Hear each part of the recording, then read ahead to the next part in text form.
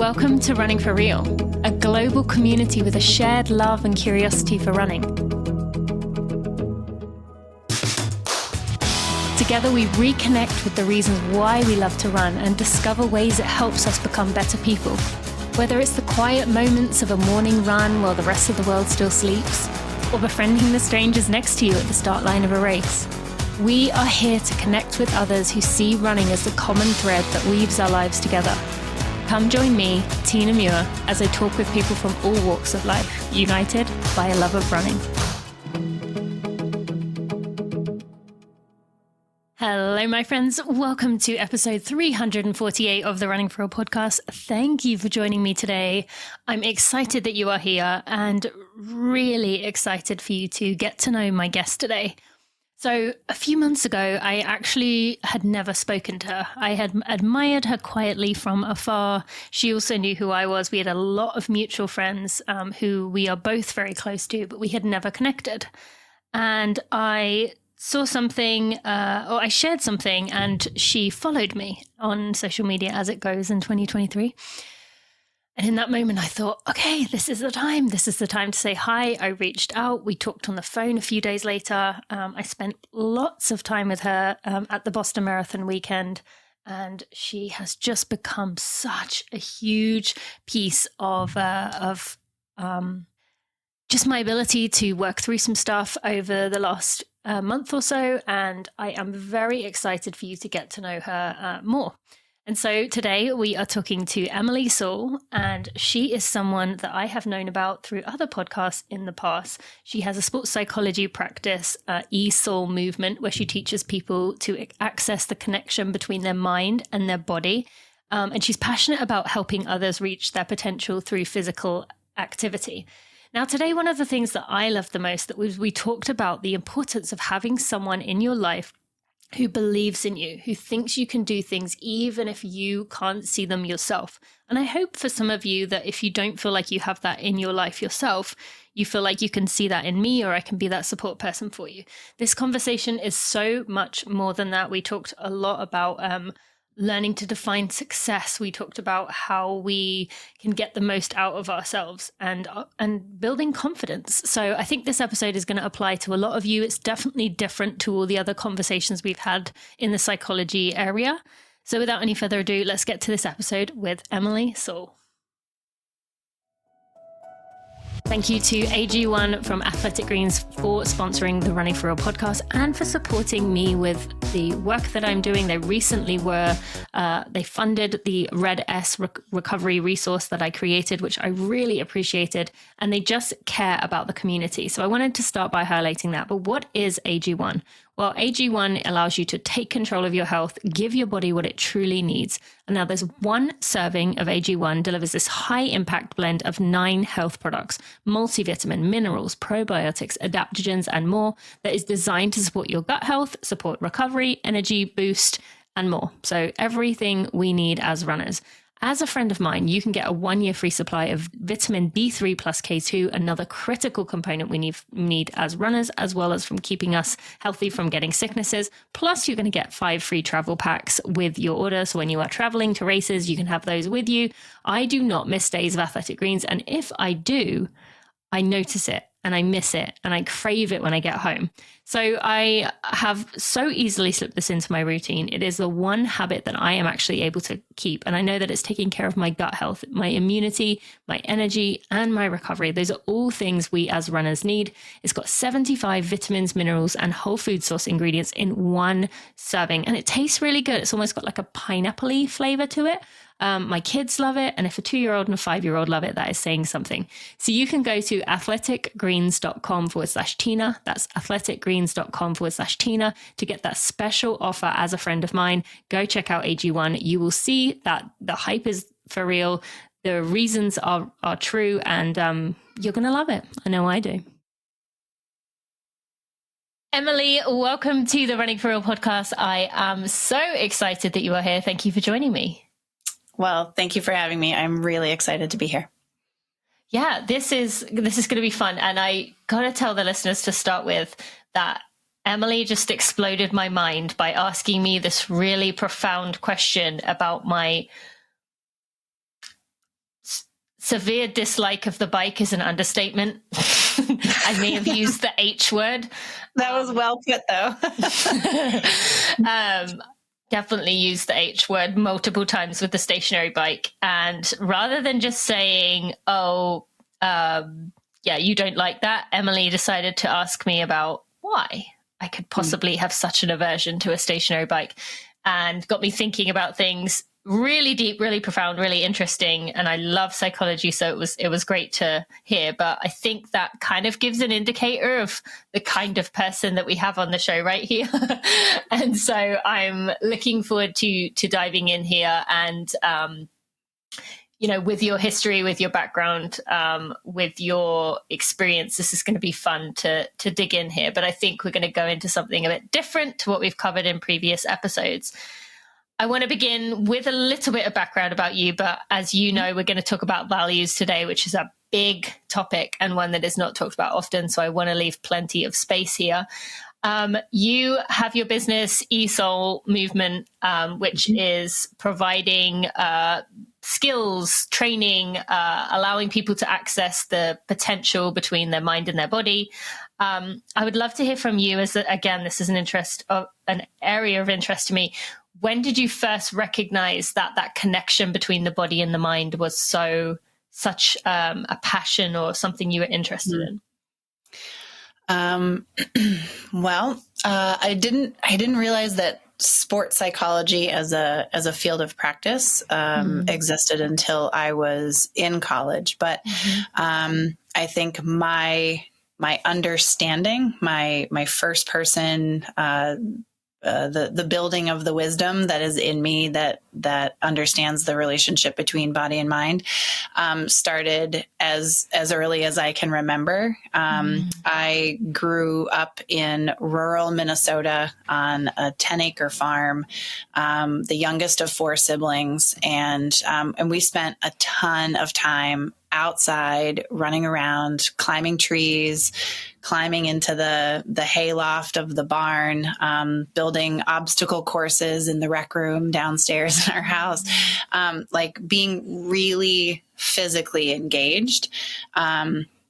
And so my experience of learning and exploration and like challenge and discovery and growth, like all has a foundation in physical movement.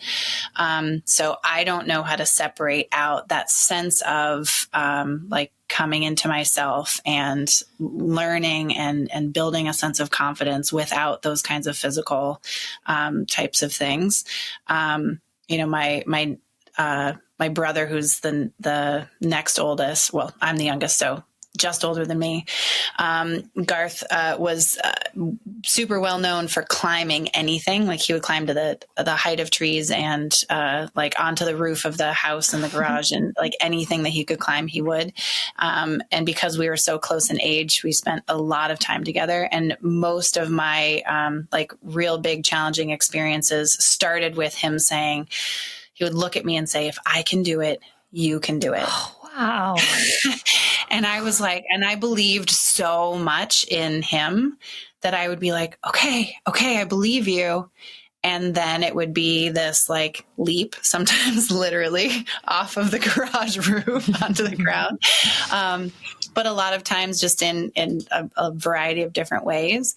And it was like, that was the beginning, of, I think, really starting to understand that like things I don't necessarily like know, I haven't experienced yet, but I can believe in, I can have a sense of faith or a sense of curiosity or just willingness to try. And that especially when I do try those things, that my body is amazingly and profoundly capable of more than I realize. And that, over the years, I think really developed into, as a high school student, like I did some organized sports all the way through. And, when I went into college, I wasn't intending to pursue sports, but, I was able to walk on to the rowing team, at a Division I school, which was a pretty cool opportunity to do. And earned a spot on the team and earned a scholarship. And that really started this much more intentional education through my sport that I was getting alongside this education that I was getting academically.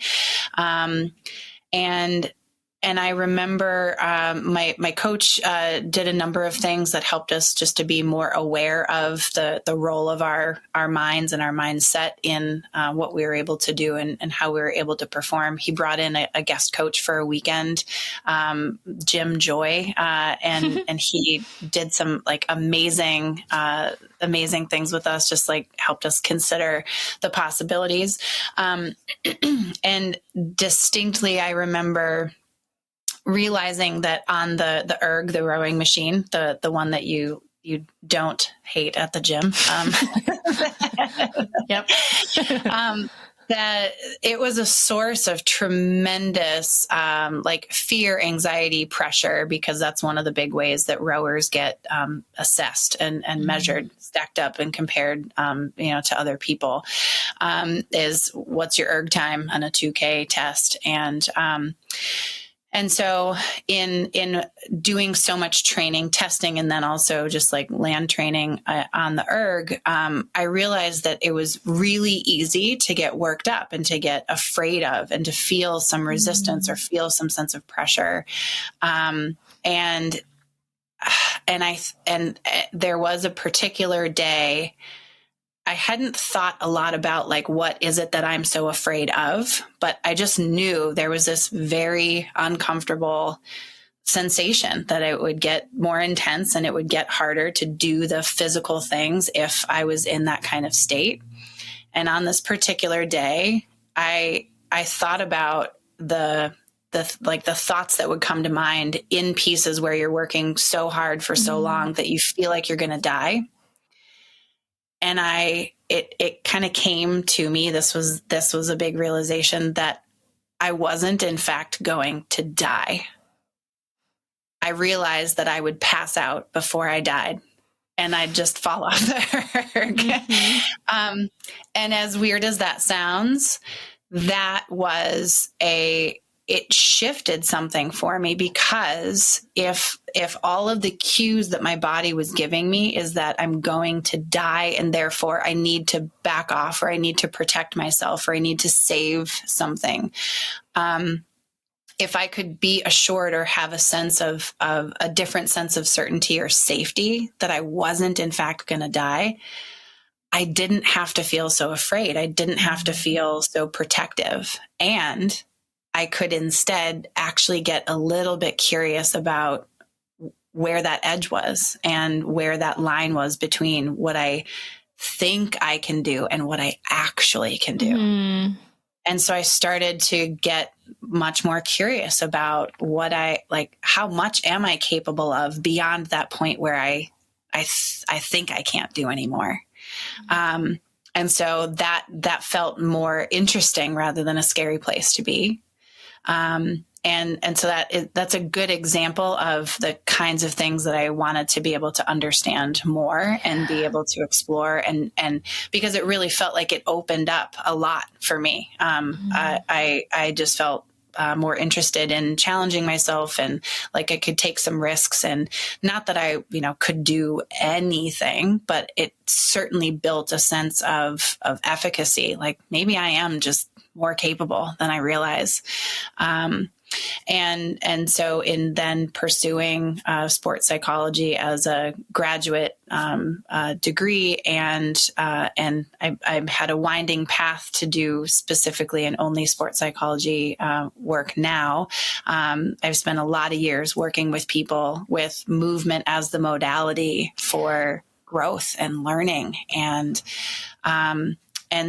so that transition into studying sports psychology, I really believed that the world could be a better place if everybody engaged in some kind of team sport. Like what we learned by being in a sport context and with a community of people has the potential to teach us like what we need to know about ourselves and about life and others. And so I didn't know exactly how I was going to go about doing that, like making that happen for everyone. But that was certainly a foundational belief that through movement, through sport, through this physical like movement practice, there just is potential for learning and discovery and human development that I believe we're all seeking.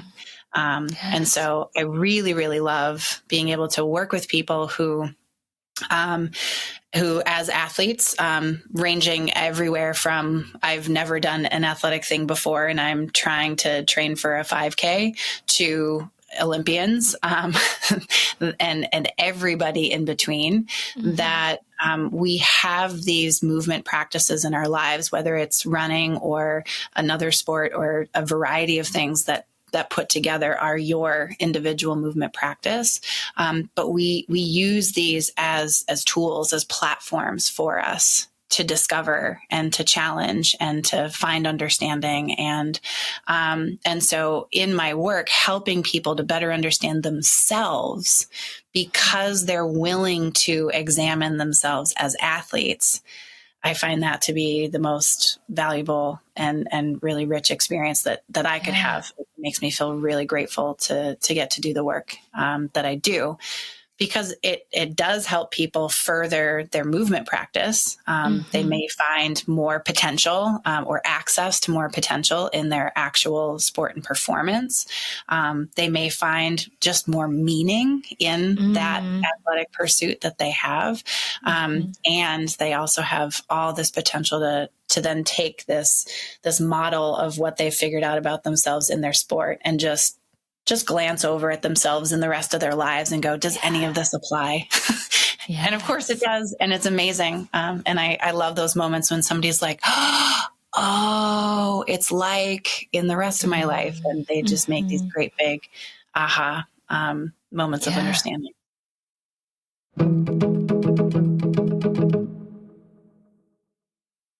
Thank you to Allbirds for sponsoring this episode of the Running For Real podcast. And you have heard me talking about Allbirds, how I am wearing Allbirds pretty much 24/7. Okay, not when I'm inside the house. I'm not wearing them right now. But anytime I'm outside or doing something, I'm wearing Allbirds. I run in the tree flyers. I wear the tree dashes for most of my daily activities. When I was working at the Chicago Marathon, the Shamrock Shuffle, which is part of the group that puts on the Chicago Marathon, I was on my feet for 10 to 14 hours at a time. Those dashes were so comfortable. My feet did not hurt at all at the end of the day. I also love the plant paces. Those are kind of the more fashion forward. They're made of plant leather, so they're not vegan, which is made of plastic. And those are my like kind of casual shoes. I also love the loungers for going out in the evenings. Pretty much everything I wear is Allbirds, and you will see why when you head over to their website. You will see everything is beautifully made. It is sustainably made. They are obsessed with getting their carbon number down, which means the amount of carbon emissions that goes into each individual shoe. You will see there is a carbon number on each item, which means how many emissions are going into the atmosphere with each item they make. And the numbers that they get are pretty impressive with how low they are able to get them compared to other companies. So sustainability is at the core of this company, and I absolutely love it. Now, as a friend of mine, you can get a free pair of socks with your order. You just need to add a pair of socks to your cart when you click the link in the show notes. Add a pair of socks and it will take them off when you use that link. Take off the price, I should say. Again, I want to recommend the tree flyers. Those are the ones I run with. I also recommend the tree dashes. Those are my day-to-day favorite. And the paces and the loungers. Those are the ones I want to talk about today. Go check them out. You can't really go wrong. Thank you so much to Allbirds for your support. Yeah, and we've had so many people say that in the running community, especially of using running. Running was the thing that made them realize they can do hard things, that they can get through difficult moments. And that's exactly, what you're saying there. And thank you for sharing that about your own journey. I mean, it's so interesting to hear how, like, these little moments in people's lives and that become so significant and so impactful for where they're headed for the rest of their journey. And what you said that leads in nicely to what we are going to talk about here. But first, I do have two little things that I would love to know that came up while you were talking. One is you said about your brother, like that was so beautiful to hear, to imagine a big brother, although still a little brother, saying that to his little sister. Do you see, what would you say to someone who maybe they're an adult who has never had someone say something like that to them as a child, or who has kind of almost done the opposite? Maybe they had family who was really like, careful, very like bubble-ish, keeping them in a bubble, or you can't do this, and some people when they're told you can't do this, do things to spite, like, fine, I'm going to prove you wrong. But to those who internalize that message of I can't do this, or they were overprotected, what, I guess, hope would you give them that just because they've been told that message, they've internalized that message, does that mean they're forever tied to that message and the I can'ts will always be there stopping them from doing exactly what you just talked about there? Yeah.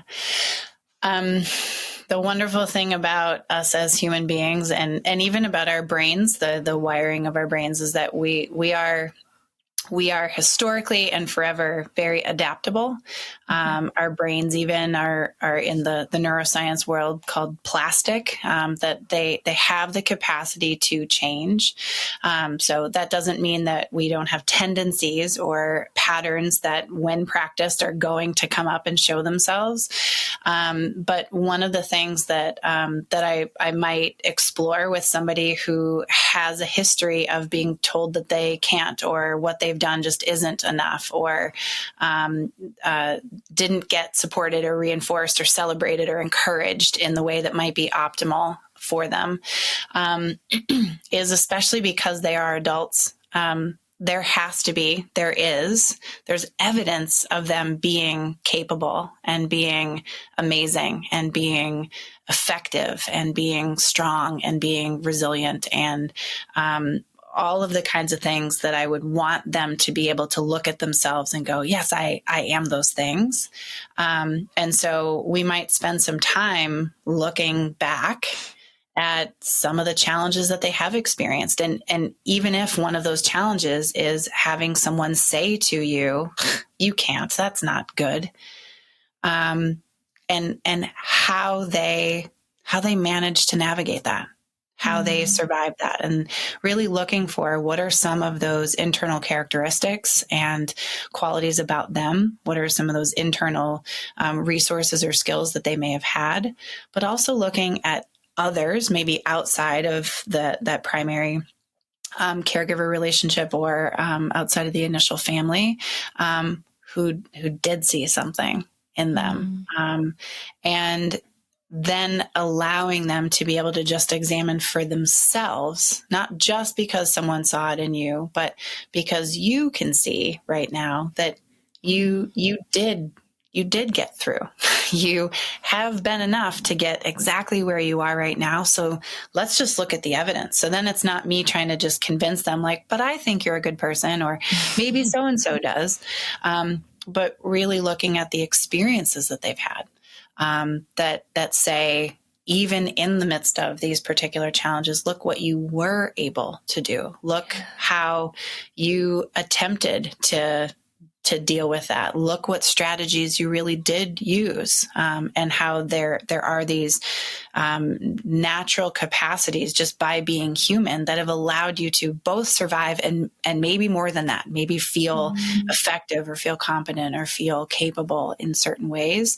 And that's really what I want to help them to acknowledge, to celebrate, to put some attention on, because if they've been practicing focusing on how they're not enough or that they can't, then we simply need to, like doing reps in the gym to build a particular muscle.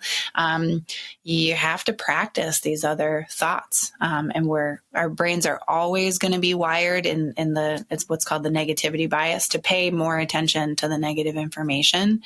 So we often have to actively and intentionally look for the evidence of of good, of what we've done well, where we've accomplished or been successful, in order to even have it feel present at all. And then I'd really look for that person to be that same voice that says, hey, in the present moment, like, hey, if I could do it, then you can do it. To say that to themselves. Yeah. Like, okay. the them of their own past, right? Looking at all that evidence to be able to say, hey, look back, like if I could do that, all of that then, which you haven't been paying a lot of attention to, then right in this moment where you still feel uncertain, are you a kind of person who can do this hard thing in front of you?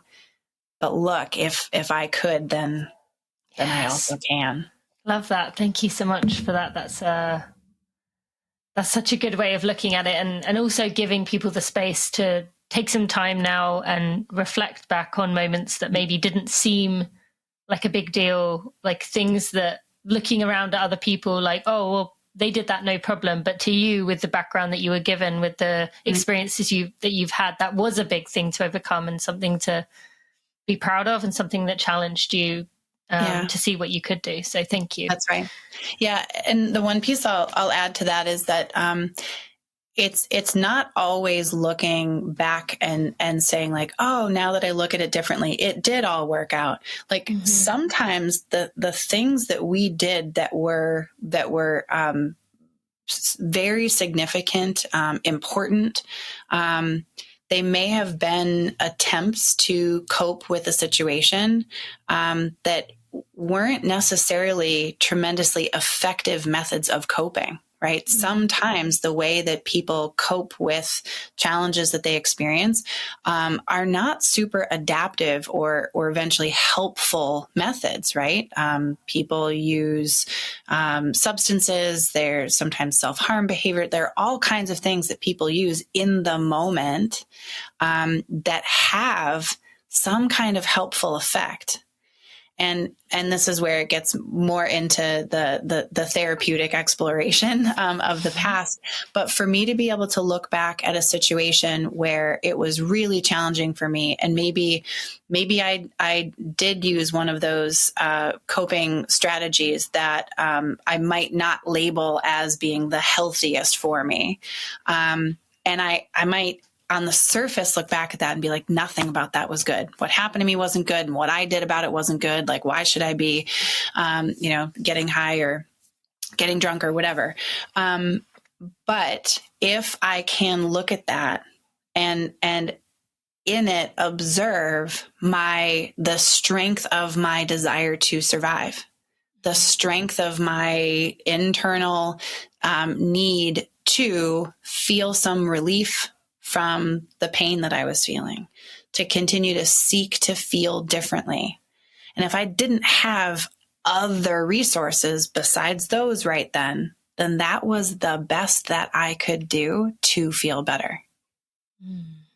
And that effort, that response to the need to care for myself, to feel differently when I'm feeling so badly, that is worth celebrating. That's a demonstration of a drive to continue to live and be okay.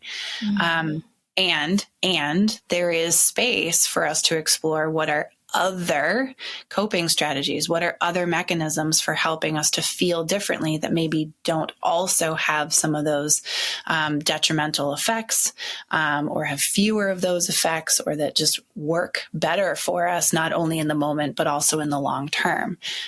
Because substances are actually quite helpful in the moment for changing someone's experience. But when those substances lead to long-term substance dependence, that can create a lot of other kinds of dysfunction or disruption in lives. And so it's not enough just to say like there are some good things to do and bad things to do. It's really about supporting people and being able to see the efforts that they made, the small steps that they took, the attempts that they made, even if they weren't super effective attempts, but those attempts matter. And that's what we sort of then would seek to celebrate. Like you have this desire, you have this energy, you have this drive, and you did survive. You did get to where you are now. Something worked enough for you to get to where you are now. And that needs to be acknowledged and celebrated. And so from this point, if you've gotten here, then yep, there's evidence that says you can keep going. And we can also, especially in working with someone, we can also look at, and now what are some of the tools that might be most helpful for you? To be able to fulfill those needs and also navigate through the hard things or the accomplishments that we're seeking out or whatever. Thank you so much for clarifying that. I definitely see why that needed to be said, and I just appreciate you giving that perspective there, because I think that's I have definitely been guilty of kind of jumping to good, bad, and you and I have talked about this a little bit about. Just the way that we look at our perspectives and our experiences. And we're going to actually use that now to go into this conversation on values and why for you, you just completed the Paris Marathon. Congratulations. And this was a different race for you.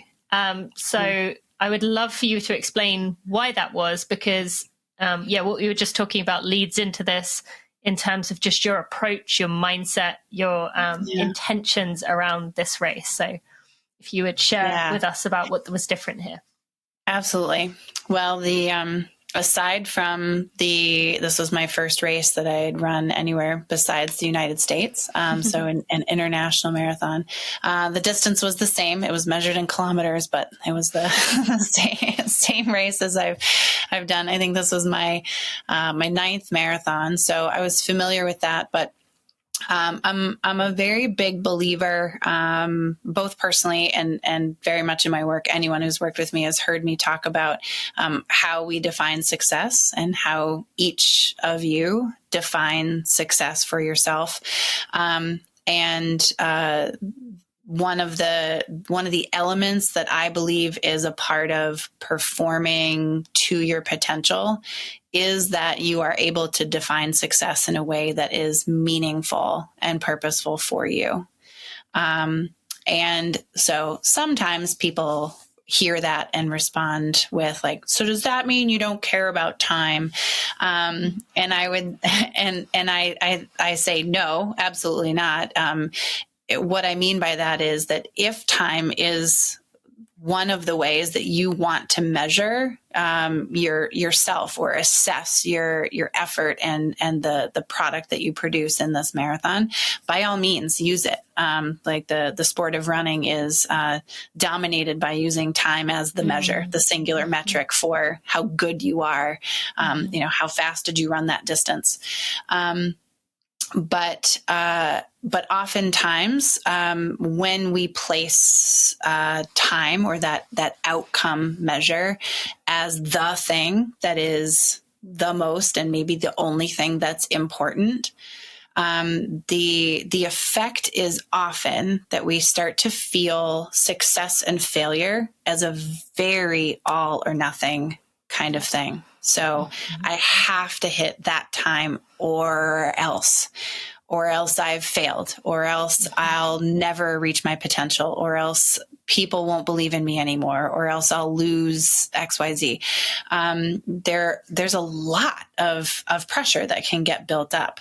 And as soon as there's that kind of pressure, that sense of all or nothing, I tend to not operate from a place of anything but fear. So I tend to be afraid of like, I have to do this. And then what if I don't? And that's just a part of how our brains are wired. Again, where we are, our brains are like designed and operate in a way that focuses more on the threats than the opportunities. And that's just for survival. By allowing ourselves to define success in a way that is meaningful and purposeful to us, it gives us a very different source of grounding or kind of anchor point from which we can pursue what we're capable of. And that has a much more opening kind of feel to it. So when I think about that all or nothing, I have to hit this particular goal or else, that really, for me, that sort of forms this shape of like a mountain peak, like where I am is at the base and I have to get to that one finite point. Yep. Or else it's failure. And the other way, by allowing us to define success in a way that's meaningful for us, the potential outcomes become many. And I'm coming from this very grounded place. So it's more like the shape of a V. Like I'm standing in this one place where I know what's important and all of these outcomes are possible and they can all feel really good and rewarding for me because I know why I'm doing it. And so it's not just that I might feel more satisfied with a variety of outcomes, say in a race that I might run any variety of times as a finish time and still be satisfied with myself and my effort. But the other thing that tends to happen is that when I'm operating more from that place of curiosity and openness, like coming from a place of meaning and purpose, I tend to very naturally just get out of my own way. And I create fewer obstacles in the pathway of performing at what is my best or what I'm truly capable of on that day. So that's the preface for saying that as I went into the Paris Marathon, it had been 6 years since I trained to race a marathon, and I'm not a pro by any means, very much a casual runner, but very much a competitive person and enjoy challenging myself.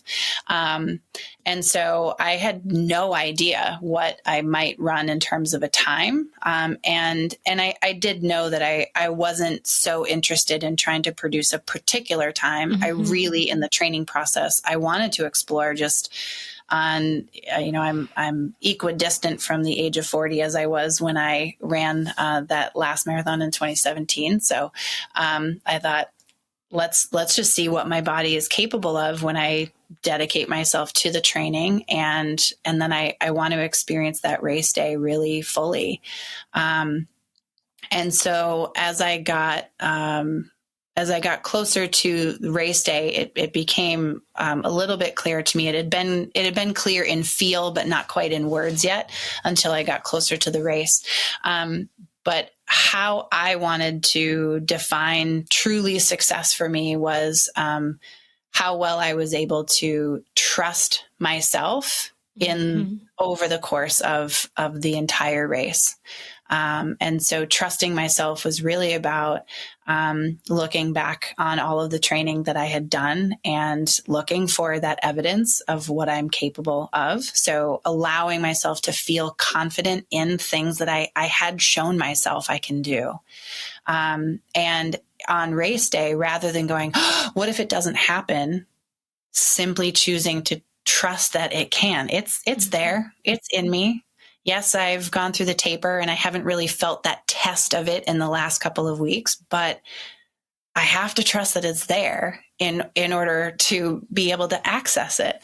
And how that ended up playing out over the course of the race was that even when I was running in the first roughly 12 to 15 miles, really running at a pace that was slightly faster than I had planned to, or was sort of in what felt like was in my capability to do.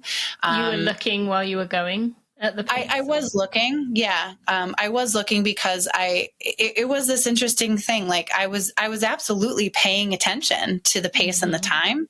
A lot of my training efforts, I didn't. There were ways that I was intentional about get to a pace, know that I'm there, and then pay deep attention to what that feels like. And then after an interval, be able to look and go, okay, so if I felt like I maintained it, did I actually, based on the data, and really working to build just a stronger sense of knowledge and understanding from my body, rather than only relying on the watch. So I really tried to use it in concert with the feeling and the sensation of the effort. And so as I was racing and felt myself, the mile, I checked mostly when I hit the miles, because my watch would beep and I would look and just go, okay, like, that's where I intended to be or not. I was very purposeful to when I looked at the time, my choice about how I wanted to respond was that at no point would I ever go, oh, or that's not what I'm supposed to be doing. I wanted to welcome what had happened as being exactly what needed to happen, because I really wanted to give my body the cues that, like, all is well. In order to stay in that place of openness and curiosity, that my nervous system could be working from a place of safety rather than activating a state of fear, or turning on that sympathetic nervous system response of like, oh no, I've got to react to something now. And so when I did see paces that were slightly faster than I had been, planning to, or believed that I could run, rather than judging it or going, oh no, there's something wrong with that. And rather than using that moment to try to calculate something about the future, something later, because we do that. It's very understandable that happens. We go, well, if I'm running this now, then how am I going to feel later? And I really, that was the exercise of trusting myself, was saying, I don't need to know how I'm going to feel later. What I choose to do right now is to trust, is what I'm doing something that I'm capable of? And it wasn't just like, can I sprint? Because of course I could have sprinted, but not maintained that. So I was asking, am I capable of this in a way that I feel like I'm willing to continue? That was sort of the framing of it. And I could say yes to that. And so I just let be right in that moment, what was happening, and really trusting that if I'm capable of this right now, then I will continue to do that. And that at each point in the race, I can ask that exact same question: is what I'm doing right now something that I'm capable of?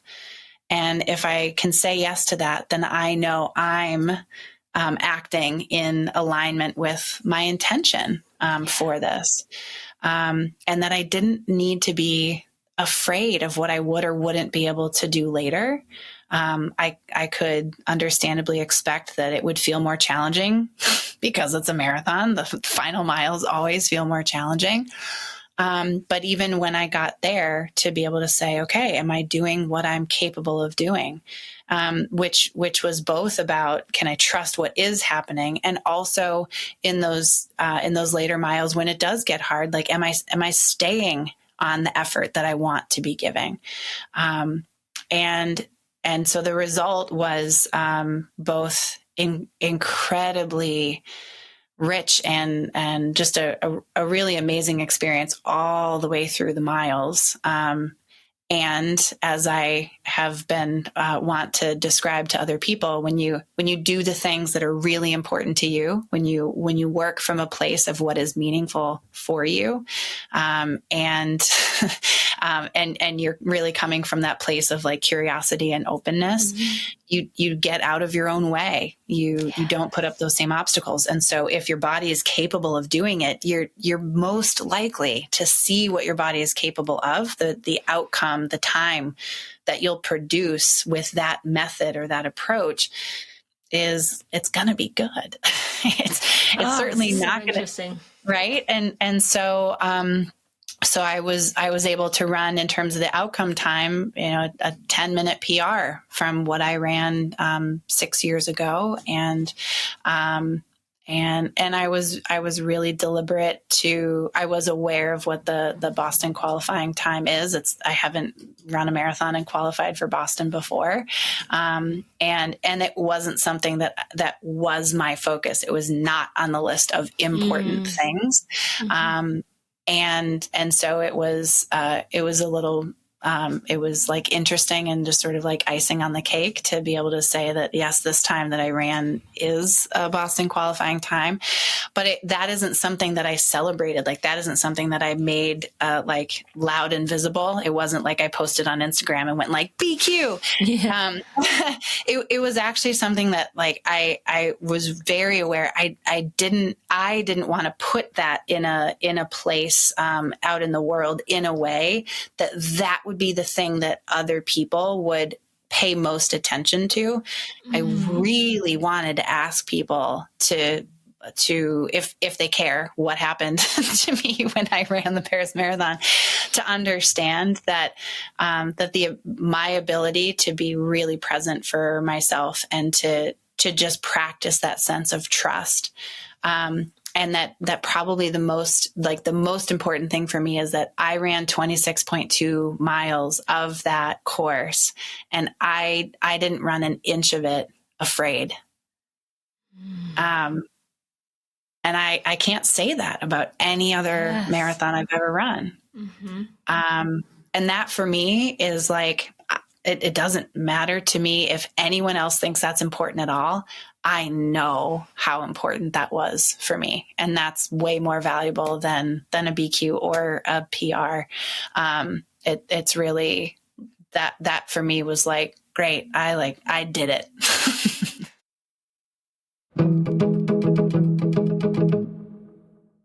Oh, friends, I cannot believe we are here. We are just a few months away from becoming a sustainable runner, coming out into the world. It is available on Amazon, on Barnes & Noble, on Bookshop, on Waterstones, at Target, all kinds of places. And if you are a runner, if you care about the planet that you run on, you can use running to change the world for the better. And we have worked really hard. Zoe Rome and I wrote this book together. It's a practical guide for runners of all abilities and backgrounds who want to take meaningful action to protect our planet through your love of sport. We weave together personal stories, research, expert input, and we illustrate how every runner can better support your own endurance journey and how you can use those lessons with environmental action. And when I say this, I don't want you to think this is going to be us yelling at you, telling you to never fly again. We make this really sustainable, just in terms of your own running, in terms of being connected to your community, in terms of planet. This is not going to be a lecturing type book. It's just giving you lots of suggestions. We worked really hard to make it real, to make it just relatable to average people, because I know there's so much out there, particularly in the climate space, that makes us want to bury our heads in the sand, right? It makes us feel like we're not good enough, that we're part of the problem. This book is going to make you feel like part of the solution. And I've also created other goodies, giveaways that I will be mentioning in the coming weeks. But if you can go ahead and pre-order the book, as I said, you can find it on Amazon, Barnes & Noble, Bookshop, Waterstones, Target. And you can also request it within your local running store. Becoming a Sustainable Runner, written by myself and Zoe Rome. I would really love if you would check it out. We have an amazing quote come in from Malcolm Gladwell, which was, "I've been waiting a long time for a book that puts running in the broader context of our bodies, our minds, and our planet. Becoming a Sustainable Runner is that book." I'm so grateful for that, and all the others who have given us quotes. So go check it out, becomingaSustainableRunner.com.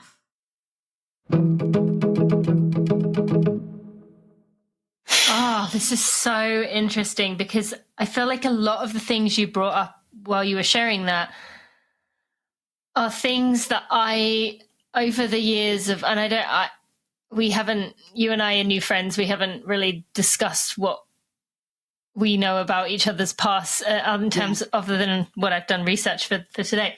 But from my journey of being at that elite level where when I quit running, I was all about, and I've said this so many times, but for you, like talking about the top of the mountain. Like it was being in January, thinking about July, the finish line in July, not even the race, the finish line. I was at like the absolute worst point in terms of what running was. It was all about, I have to get that time or I failed. And then coming over this journey over the years where I have been the one saying to people like, you know, the relationship you have to your GPS watch needs to be worked on. Like it's not good for our mental state when we look down and see, oh, I'm too fast. Oh, I'm going to blow up. Or, oh, I'm too slow. Oh, I'm never going to make up. I better make up the time right now. And I've talked a lot about that. I've also talked about, going into races and going in with this fluffy thinking of like, this is going to be the greatest experience because I've done the training and I'm just going to love it. And that's also not true. I've earned it. So it has to be extra special and easy today. Yes. So I've talked about that. And I've also talked about, getting to a point within my own running now where I do feel so different within races. The time piece is just so irrelevant. To me, a lot of the time, like you said, you can be aware of it, but not paying attention to it or not defining yourself by it. So there's so many pieces there that I would love to dive into, but I want to maybe for someone listening to that who is hearing you describe that and thinks, wow, that sounds amazing. I would love to get there, but that seems like a world away from where I am. Like I can't even turn off the beeping on my watch. Like I feel like I need it. Like how could I ever get to a point where I can see a time that's too fast and not panic by it? Or I could learn to not have fear in my races. What would you say a starting point for someone who maybe was hearing your story and thinking that just sounds unrealistic for me? Where would you tell them to start? The place that I typically start, and also Tina, I appreciate that question, your ability to hear all of that and be able to to find like the question that feels approachable is really fun. And the question that I ask a lot of people who sometimes will seek out working with me to explore specific things like that. Like, I don't know how to get away from my watch, or I don't know how to not see myself in terms of the metrics. I am able to ask, tell me about a time when you've run, and it's just felt really good, when you've loved it, when it's been, easy or filled with ease, when there's been joy or just deep pleasure with it. And the most common response that I hear from people is, well, there was this time when I ran a race with my friend and I was training for something, but it was their race. And so I paced them and it was amazing. And it was so fun, and I didn't think about the time, and I ended up PRing in this half marathon with my friend, and I've never even run close to that time.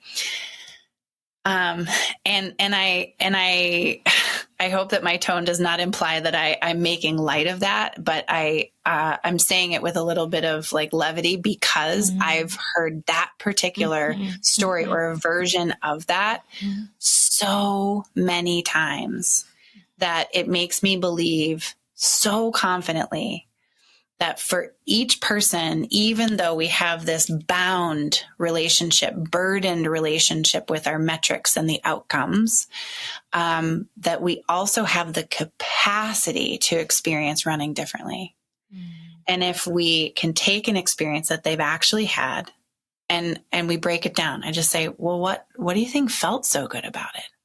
And they have a pretty good sense, even if they're not aware of like why all these pieces are important. They can say what felt good, and we can start to build out this idea of what actually is important to you, what is meaningful and purposeful to you in running. And it's not that metrics aren't, or that the outcome isn't, or that striving to see what you're capable of isn't also important.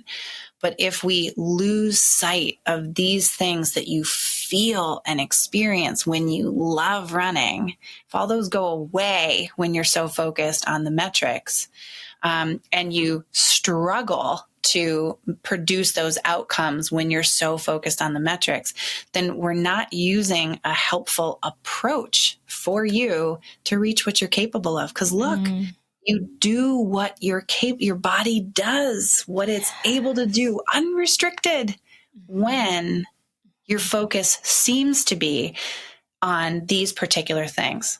And so that then the work that we end up doing is it's making a little bit of a shift in how we like label it, because most people will look at that race and they're like, yeah, but I was just running for fun.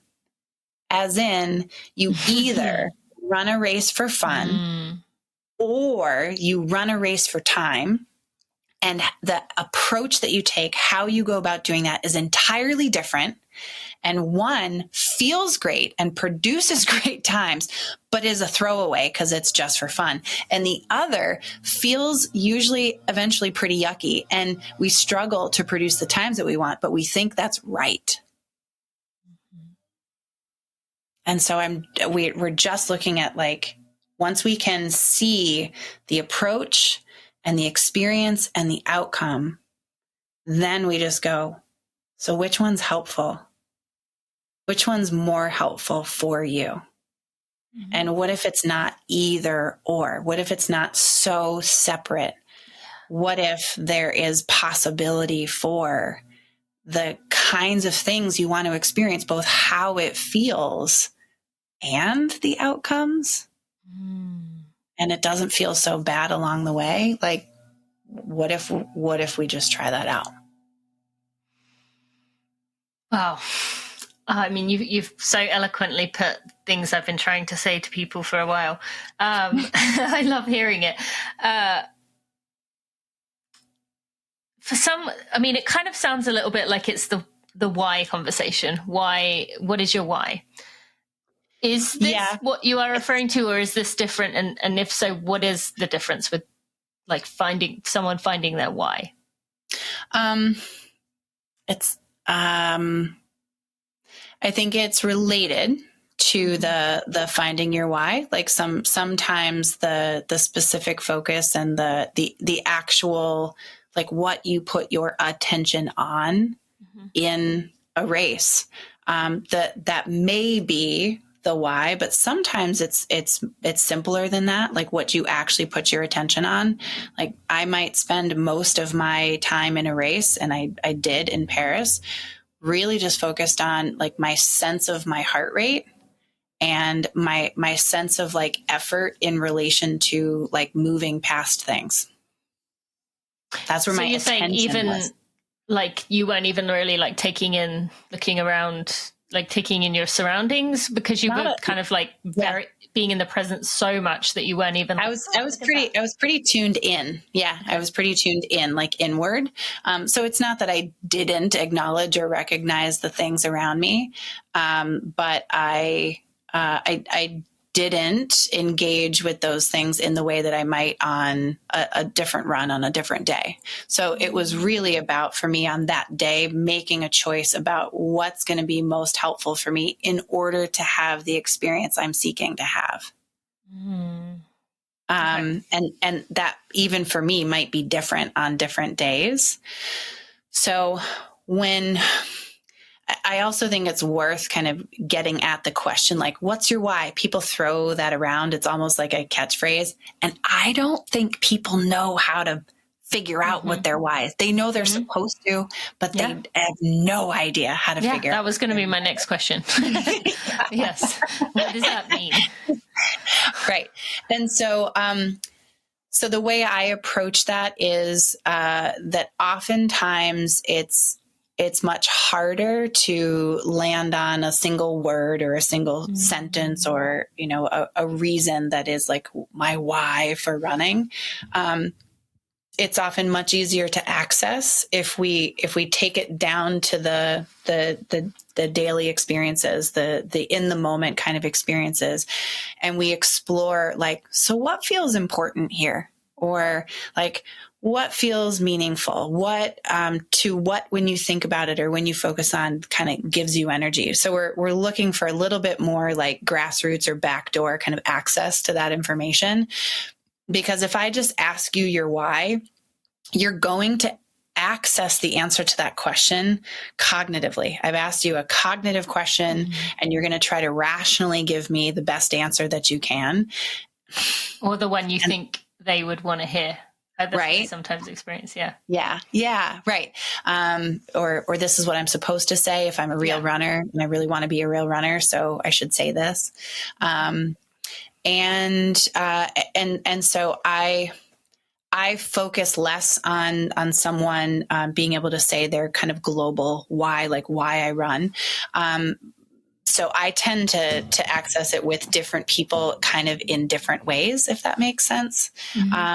Just depending on how they, their level of insight and their kind of ability to express things verbally, and sometimes getting really kind of physical and very like body rooted, like, okay, tell me what makes noise, like tell me what stands out, tell me what you hear or feel or sense like while you're running, when it feels like this or when it feels like not like that. That helps to sort of build that bigger picture. But I think, I know this isn't what you asked, but I think most people are seeking some sense of happiness and joy. I think most people are seeking some sense of progress and development and growth, some sense of like competency and furthering of themselves. And I think that most people want to feel like something they do freaking matters. And so in the great big world, like how does anyone feel like they matter, especially these days, like in the context of social media, like, everyone can feel just like tiny and not visible and not valuable. And so we sometimes create the sense of like, well, okay, so if I hit this time or if I do this thing, like that matters, that must matter. And so we sometimes we label a thing that we want. Most people, if you ask them their why, they'll give you an outcome goal. Yeah. And so, but what I teach is that when you've picked an outcome goal as the why, that's your best attempt at a solution that sort of solves for the thing that's actually underneath that you're looking for. And so then I might ask, so if you did that, like, what would that feel like? Or what would that mean? What would that mean about you? What would exist then that didn't before? That's helping to kind of get at more of that why. And the cool thing is that when people are driven to pursue athletically because they want to feel like something they do matters, the amazing thing is you don't need a finish line for that to be true. So true. You don't need a PR. You don't need a podium. It's like you don't need any of that in order to experience that what you do matters. A big part of it is just recognizing that you decide it matters. And that's why I go to define your success in a way that's meaningful and purposeful for you, because then you can actually experience that need being fulfilled and that why being like nurtured every step along the way, not just only if you accomplish something or hit a particular goal. How much is social media contributing to kind of going against what you just said there in terms of like, you don't need an outcome when our minds that are so used to this social media machine say, yeah, but when I post this picture of me with my medal, I get all these congratulations, you're amazing, you inspire me. Whereas like me saying, got my 6 miles in today, or like your TED talk, the practice, the every day, the little, that all builds up, that doesn't get you the like, oh, you're amazing. correct? Yeah. Thoughts on that? I think social media has a lot to do with our perception of ourselves, because we tend to be filtering our perception of self through what we believe other people are going to think about us. And so, each individual is as subject to those like layers of filtering and perceived perception, in as much as you choose to look there for that affirmation or for that perception. So, if I were to post a story or, put a post up about like doing 10 push-ups just before we got on this call, no one really would be impressed. Yeah. But go look at the end of the year at the post that I put up about how many push-ups I did in the whole year, and like, what a response. Well, guess what? All that annual goal was just a whole bunch of 10 push-ups, a whole bunch of 15 push-ups, a whole bunch of 20 push-ups at a time. Right? Yeah.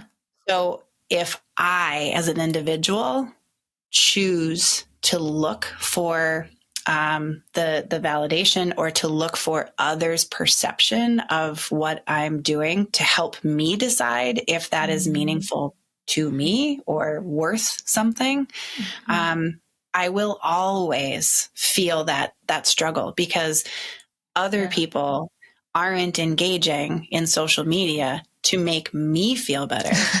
They're engaging in social media to make them feel better. Yeah. Yeah. And therein lies this vacuum, this massive deficit of people like actually trying to. Yeah. So, I think about I actually had a conversation with someone earlier today that was who is running Boston and hasn't had an optimal training build, and so is feeling uncertain about it, and is really described this running community that she's connected with where she lives, and that there is the existence of like the Mean Girl group, like Mean Girl running group. And I thought that was such a accurate name, because I know a number of those.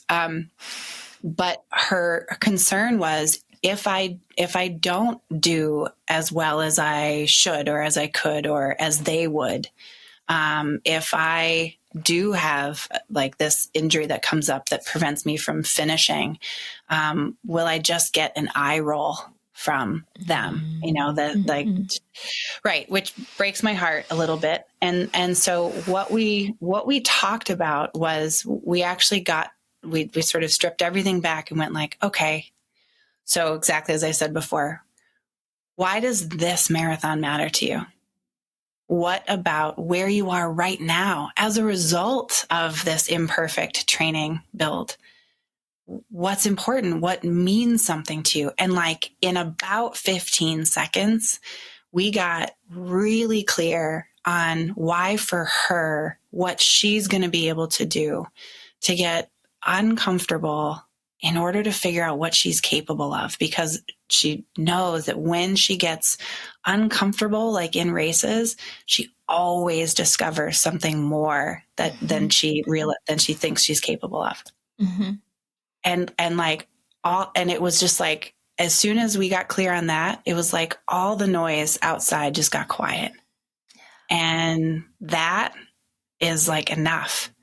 And even as we contemplate, like, well, what could someone say, or what opinion might they have, or why might they be saying that? It's like, wow, that doesn't hold anywhere near the same kind of weight as how hefty and big and significant and wonderful that meaning and purpose just felt like that we just clarified. Like that feels so much bigger, so much more powerful. Like, just keep coming back to that. Just keep coming back to that. Keep coming back to that. And so that isn't necessarily just like the simplest strategy for people to like buffer themselves against the impacts of social media, but I think it is a good example of how we each do have a choice about where we seek out the definition or the assessment tool or the metric for like what's enough and what feels good and what's meaningful and worthy. And if I look externally for it, I will always be subject to other people's opinions as well as other people's insecurities and fears. Oh, yes. Whereas if I look to myself, I don't know what it's going to look like compared to other people, but at least I know it's authentic. At least I know it's aligned with what really matters to me. And that's the only thing that I want to keep measuring my performance against is what matters to me. I need to start wrapping here soon, but I can't let this go without. I am way more invested in the social media side of things than I want to be in terms of my own stuff. And I have had this awareness journey for a few years now of like, I recognize that I'm getting this like whiplash of like, you're amazing. And then like, okay, all right, I'm going to put this one out. Like, here we go. This is going to be a good one. And then I put it out and it's like nothing. And I'm like, what did I do? What did, that external validation you talked about. So I am using this as my own example, but I know this is many people listening here. Right. If you do recognize that you're leaning on that external validation, even if you understand on a logistical level, like this is not good. And you can say those things to yourself, like you cannot keep measuring your worth on what people on the internet, especially someone like myself who puts myself out there and gets all kinds of unwarranted, unnecessary comments. What opinions? What is a starting point to pulling back from that, just to work on for now? Yeah. I'll give you a running analogy, which is I think gonna make really good sense. So, I would assume that with your experience with running, you're familiar with the difference in, say, a workout that you go into rushed beforehand, just sort of like, what am I doing? Like, what is this again? And like diving in and just kind of trying to get it done. Relative to a workout that you go into really thoughtful about where you're at, like what your energy is. Are you hydrated? Are you nourished? Are you warmed up? You know what the workout is. You understand the workout in the context of the week and in the bigger phase. You have also clear about this workout, like what's the point? What is this for? So that as I navigate and grapple with the metrics that my body is producing, I have a sense of like how to keep that in perspective. And that when I'm really clear about the context, like why I'm doing this, and then also the specific intention about right now, then what happens, how it actually plays out is way less of an influence on how I feel, because I am only locked into this was my intention, and did I match or not my intention? Right? Did I do what I intended to do? So if we took that approach to social media, which is like, especially when you are not only being social and friendly, but you're also using it as a tool professionally, that you might want to get really clear, like your big picture, like your sort of overarching, why is this tool in your life? What is this tool for? So you're oriented to like, why do I even bother? Yeah. And then on a daily or case by case, like moment by moment, approach or practice, that if you're about to open Instagram because you're going to make a post for something, before you open it, get really clear about what your intention is for it. Like, I'm going to make a post so people can know about this that's coming up, or so that people can hear about this wonderful reflection that I had. And my intention is for people just to hear it, for like this thought to not exist with just me and be out there. Okay. And if, for example, if that's your intention, once you've posted it, you have hit your intention. You've done it. It literally doesn't matter who sees it or how many people or if they respond or what they say. Whereas if you have an intention that like what this is for is I need to get people engaged because I'm selling a book and I need them. I want to get as many people engaged with this post as possible. So then I may be looking at what's that engagement, but it's not about, am I a good or bad person? It's about, did this post achieve what I intended it to do? And can I learn from it? If it didn't, then can I learn from that? Do I need to take a different approach or get some consulting or, tag more people or whatever? But then it's less about like the personal me and more about what's the intention here. In the exact same way that when I do a workout, I can have the intention. And if my body is capable of hitting exactly the paces and all of that today, cool, great, like benefit received. And even if my body's not capable of hitting all of those paces exactly as prescribed that day, that isn't a failure. I need to look at that and go, what can I learn from that? Is that potentially a result of I didn't sleep last night and I forgot to eat lunch and I was squeezing this in? Maybe. Okay. So do I need to see that as a giant failure of myself? Or do I look at there are some other things I can do differently? Or even if I'm not hitting the paces and have done all of those things, it's still not a failure of self. It's okay, I think this was hard. And that, that information needs to be looked at to say, I maybe don't need to increase my volume next week, or I don't need to drop my paces next week. I need to do this again, or like that sort of thing. We can look at the details of it. It's not just about the success or failure, and it's not about it being a personal thing. It's about there's an intention. Did I meet the intention, and then can I learn from whatever happened? Wow.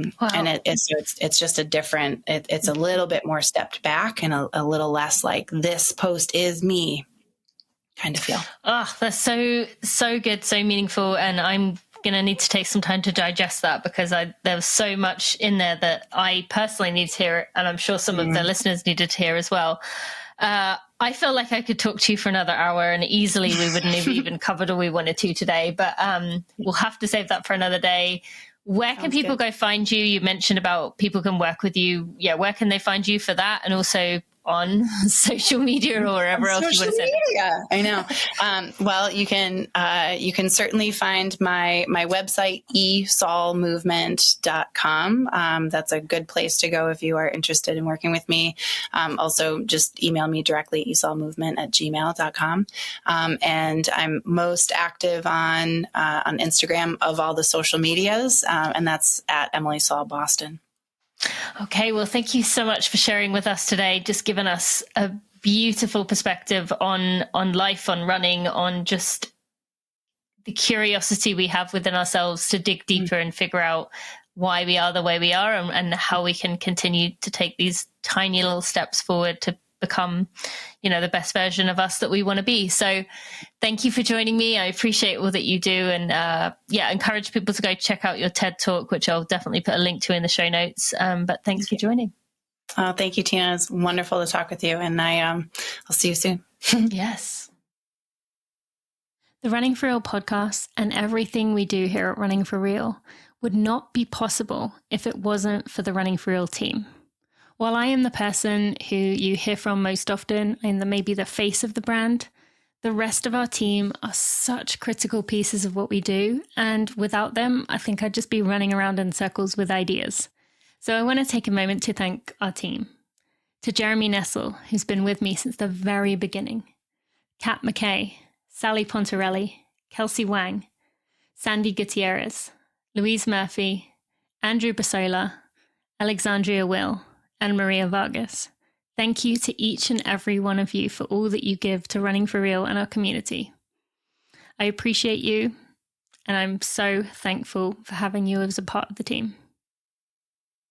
I really love that conversation. I hope you did too. And as I mentioned, she has become such a critical piece of my friendship group and just someone who I really look forward to continuing to get to know over the years. And I'm sure you will too. Definitely go check out her TED Talk. And you can find links to everything we talked about today in the show notes by going to runningforreal.com/episode 348. And while you're there, I want to remind you to check out our sponsorship links for today. Firstly, is not really a sponsorship link. It's to go pre-order Becoming a Sustainable Runner, the book I co-wrote with Zoe Rome. It comes out in August. And you, as a friend of mine, if you order this ahead of time, you are helping me out so much by doing this. All sales in the pre-order time add up to that first week of sales. You're giving us the opportunity to get on bestseller lists. And also by requesting ahead of time, that tells these bookstores that you want this enough to take the time to do this. So that also will tell them to stock that item in their physical stores. So you are helping me in so many ways. Also to Athletic Greens, you can go to athleticgreens.com/Tina to get that special offer.